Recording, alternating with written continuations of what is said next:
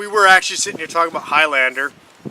And I just want to say I like the show more than the movies growing up. Because, that's what I saw on TV. But then I saw the movies, and the first movie's cool. I actually saw Highlander 2, The Quickening first. And I was like, this is a cool movie. And then I saw Final Dimension. And then I actually went back and saw the first one. And then it's like, wow, that second movie really doesn't make any sense. No. And so I understand why people hate on the second movie. But I'm like, if you just pretend it's not Highlander, it's a pretty good action movie. Go fuck yourself. But then when you watch something like Highlander the Source, you cannot redeem that pile of crap. It's not Highlander. No, it still sucks. And what really, really gets to me is that movie actually debuted on my birthday on the Sci-Fi Channel.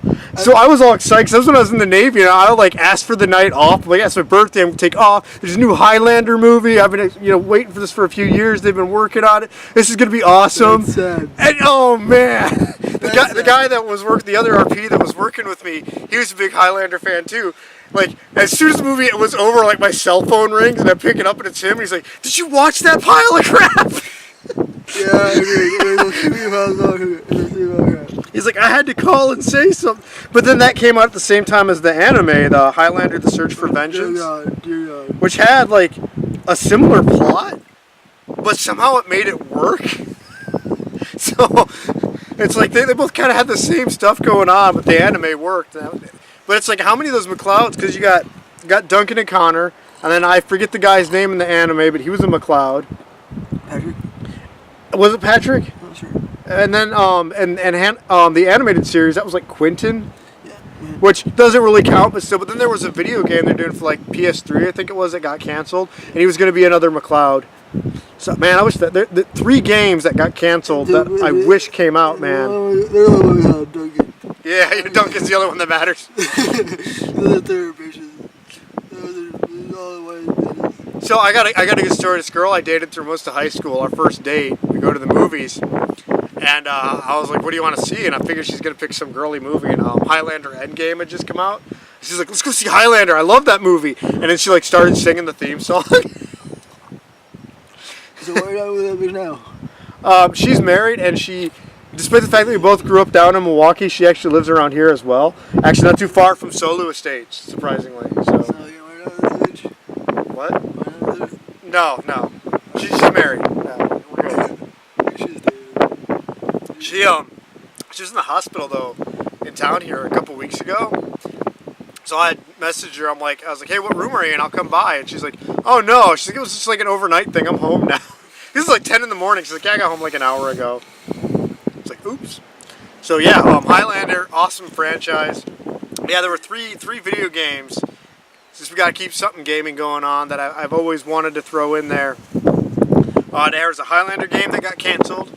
There was a Stargate SG1 game that got canceled, which is pretty much done from what I've heard. And there was, yeah, it was like a first-person shooter, and it was like made, and it got canceled. And then there was Trigun. It was supposed to be on the Xbox 360. It was called Trigun: The Planet Gunsmoke, and it was like an MMO where you're not like playing as Vash. You're like one of the other. You create your own gunfighter on the planet Gunsmoke and interact with it. I'm like, that would have been cool. And they've never officially canceled that, but the last time like a developer was asked about it at an expo or something, he's just kind of like, eh. You find the better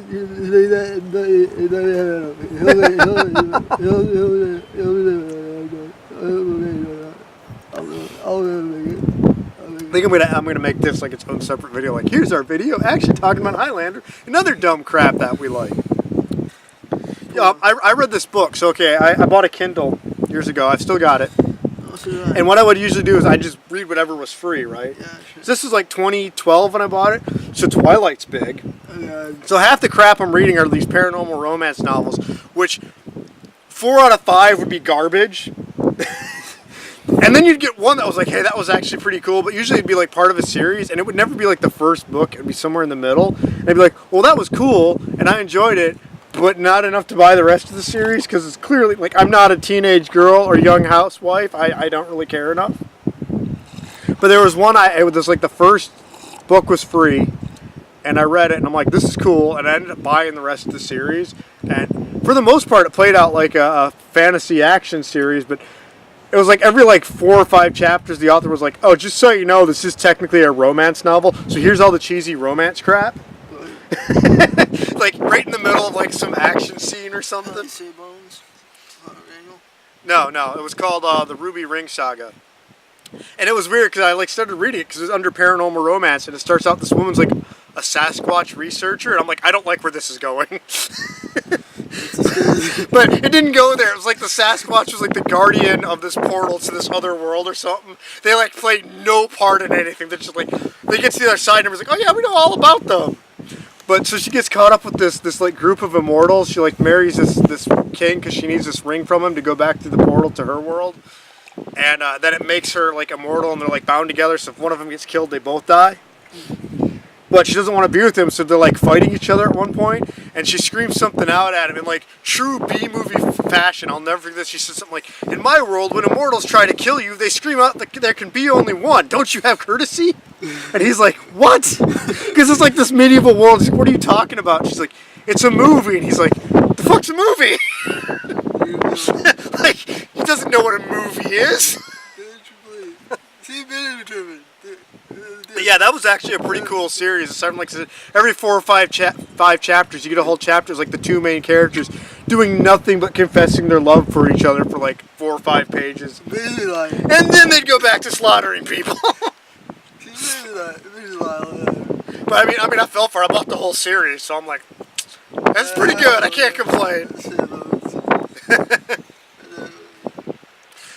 You ever read what was it? It was Kids Book, Guardians of Gahul. The one with the owls. Like the movie's cool, but the books, like, if they had made that movie, it would have been like a PG-13, possibly an R-rated movie based on like a book for teenagers. Yeah, Watership Down.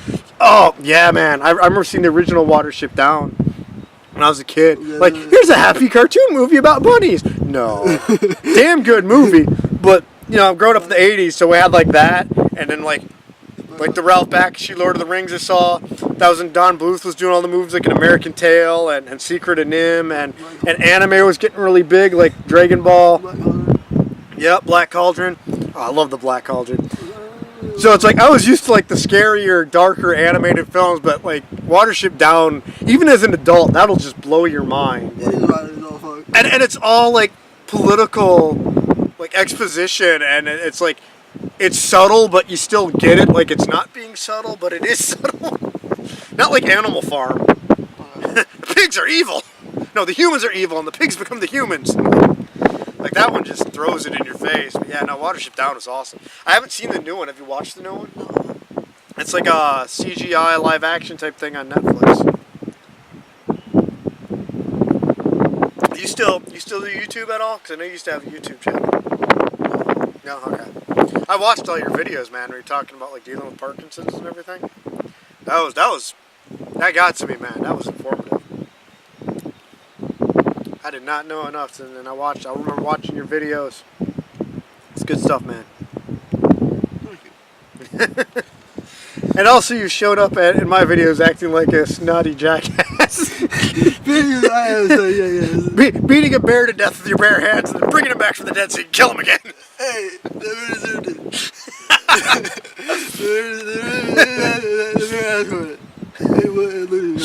Somebody had made a comment in the video like, I kind of want to hear more about this Sir Twitchenstein and his adventures in Africa. And I'm like, all I know, man, is he blessed the range down in Africa. Yeah. Yeah. Oh, man. Yep. Yeah, we're both. Should we finish it off? You good? Alright. I gotta drive. This is that was part of why I told you to eat before we came out here. I'm like, oh yeah, we don't want to. Like the stuff's not like potent. I think it's maybe like 12%. But on an empty stomach, you drank about half this bottle. It's like, nah, we got quite. Like it's funny though because we were joking about this Parkinson's and then my middle ear issues that we're filming us walking to our spot here, and it's like I'm surprised that it's not just like a collage of us falling down and like rolling down the hills. Like we could do that and set like the Benny Hill music to it. before we got here, he fell forward and face planted. And this man is a trooper. He is used to. I had to help him up, but he's like, yeah, I got it. But he actually had a 4-leaf clover stuck in his eyebrow. So I'm like, yeah, you fell down in your face and you hurt yourself, but apparently it was a lucky fall. That was my lucky nose break. Yeah. Fuck you. I'll be.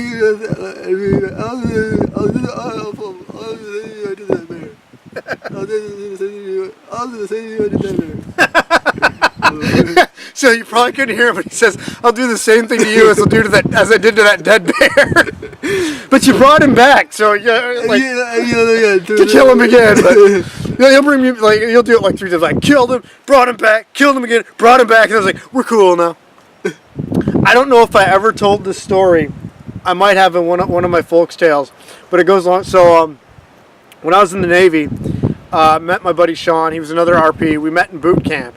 And I was a really, really angry person back then. And really, I talk about dealing with depression now, but it was really bad back then. Right? So we meet at the chapel one Sunday. I think it was the unitary. We were going, because we're both RPs, we were going and checking out all the different services.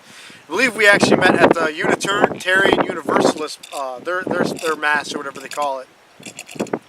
And that dude asked what I'm doing. I'm like, yeah, I'm going to be an RP. And he's like, oh, so am I. And I'm like, oh, that's cool. I'm attitudey and I don't care. And I'm like, oh, okay, cool. And he's like, well, where's your A school? And I was like, well, Meridian, Mississippi, where all the RPs are going, you know? And he's like, yeah, that's where I'm going too. And I just looked at him like, well, I bet we'll be the best of friends, you fucker. And I just kind of do one of these, and he just looks shocked. Yeah. And that was our only interaction through all the boot camp. So when we get to our A school, we end up becoming best friends. Didn't think anything of it, and then one day I'm walking back from doing a watch, and it was about dinner time, and I'm walking back to my barracks room, and I see him across the courtyard, and I'm like, hey, Sean! And he comes running up, he's got this mad look on his face. I'm like, what's wrong? And he just runs up and punches me in the stomach as hard as he can, and I fall down, and I'm on the ground, there's a bunch of people out smoking, and they're all looking at us these 2 guys are fighting, and I'm just sitting there, looked up at him, I'm like, why, dude? And he goes, I just remember the first time we met, fucker! And I looked at him oh yeah, no, I deserve that! And he puts his hand out and helps me up, he's like, ready for dinner? I'm like, yeah, man, let's go eat! And we turn and walk off, and all these people are watching what the hell just happened? So about 6 months ago, because we talk on Facebook, so we're not Facebook friends, but we'll talk sometimes.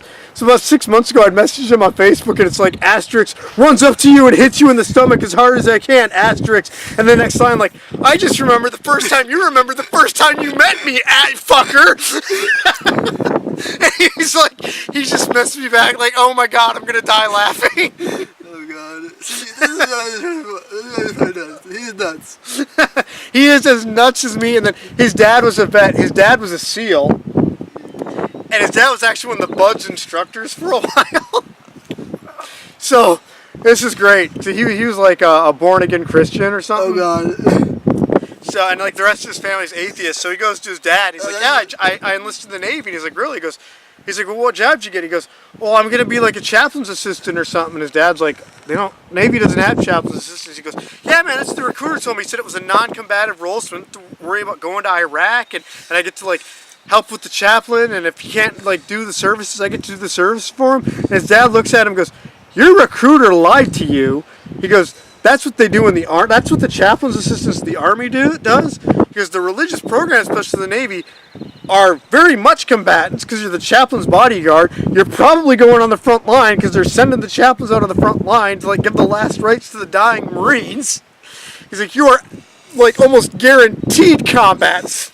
He goes, and you don't get to do the services. And he's like, what? And he goes, yeah, but on the plus side, everybody's going to call you a junior Jesus, so you're good to go. Oh, yeah. So he's like, he goes, honestly, you probably would have been safer if you just followed in my footsteps and been a SEAL, because you get more training, and you'd have other people with your back, versus it's just probably going to be you and the chaplain, and you got to do all the fighting.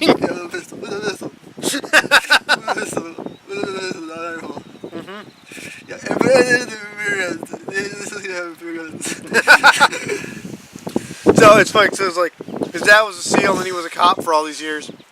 So we had a lot of like hand-to-hand combat and gun training, and so did I. We were discussing it one day. One of our instructors during our combat school, somebody had said, he's like, well, you two guys really know your stuff. It's like, if the two of you got in a fight with our one instructor, do you think we could win? And we kind of looked at each other and we thought about it, and I'm like, honestly, I think that would be everybody's in the emergency room. Yeah. You don't know who won because it's bad enough. And I'm like, and the only reason we did as good as we did is because there were two of us. Yeah. And since there's one of him, he technically won. Yeah. I'm like, furthermore, you get into a fight with an instructor, it doesn't matter if you won the fight, you lost. The second you're out of the ER, now you got all the instructors. I do got a good story for you though. So I had this instructor, he's about my height. And I did something to piss him off. I wasn't like moving fast enough or something. Yeah, he's a short guy. He was a Marine Corps. I'm pretty sure he was infantry. No. He was just like mad I like wasn't moving fast enough, and he's like, if you don't move faster, I'm gonna kick you in the head. And I just started laughing. Like, this is no longer boot camp, you know. And I'm like ah! He's like, what's so funny? I'm like, dude, I spent most of my life training in martial arts. I'm like, a guy like a foot taller than me would have a hard time getting his leg from the ground up to my head without me dodging it. I'm like, I mean, it could be done, but that's a hard thing to do. I'm like, you're my height. That's like next to impossible. I'm like, you are not kicking me in the head. You want to try giving a threat to me that actually, you know, will maybe put some fear into me? And he kind of looks at me. He's like, yeah, I see your point. We were both laughing about it. Like, oh, that's a good one. He's like, but seriously, you better fucking move. And it's like, you got it, Staff Sergeant. like, no, he'd have kicked my ass, but he wasn't going to kick me in the head.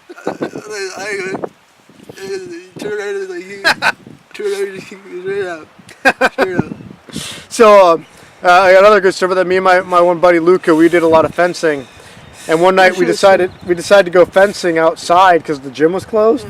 So we're outside, we put our gear on, we're using the long wooden sticks and stuff like actual swords, and we start going at it. And within like 2 minutes, all the MPs on the base pull up. They got lights on us, they're pulling guns, and we're like, what the hell? And they're like looking at us, they're like, guys just like fencing? And we're like, yeah, man, we do this every night, but the gym closed early. So we figure we do it out behind the barracks. And they all start laughing, like, dude, we got like 6 calls about 2 guys having a fight. I'm like, yeah, in like padded armor with swords. Yeah. Wooden swords at that.